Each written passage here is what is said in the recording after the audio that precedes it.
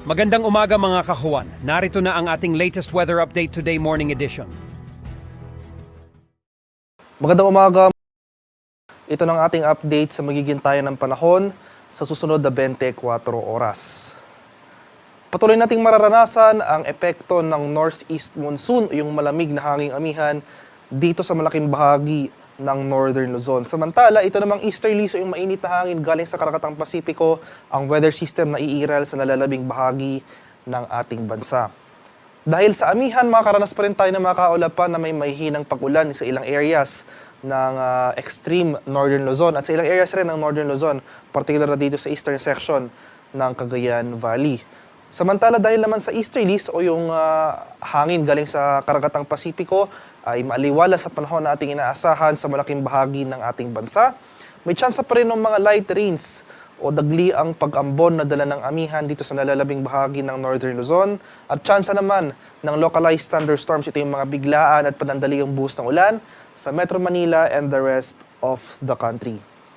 At para naman sa magiging lagay ng ating panahon ngayong araw dito sa Luzon, dahil sa amihan, makakaranas pa rin tayo ng mga kaulapan na may mahihinang pag-ulan sa mga lalawigan ng Batanes at mainland Cagayan. Sa nalalabing bahagi ng Luzon, kasama na dyan ng Metro Manila, ay generally fair weather ang ating inaasahan ngayong araw. Mainit at malinsangang panahon pa rin dito sa Metro Manila at sa malaking bahagi ng Southern Luzon. Samantalasan pa rin natin yung mababang temperatura, lalong-lalo na ngayong madaling araw sa nalalabing bahagi ng Northern Luzon area. May tsansa pa rin ng light rains o pag-ambon na dala ng amihan sa mga rehiyon ng Ilocos, Cordillera at sa nalalabing bahagi ng Cagayan Valley. Samantalang tsansa naman ng thunderstorms, kadalasan sa hapon hanggang sa gabi ang ating inaasahan dito sa Metro Manila and the rest of Luzon.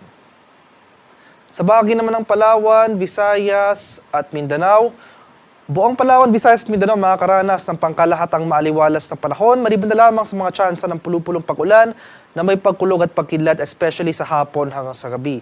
Mas mataas yung tsansa ng ating mga kaulapan o yung ating thunderstorm activity dito sa eastern section ng Visayas at Mindanao. Bunsod yan ng pag-iral ng easterlies o yung hangin galing sa Karagatang Pasipiko.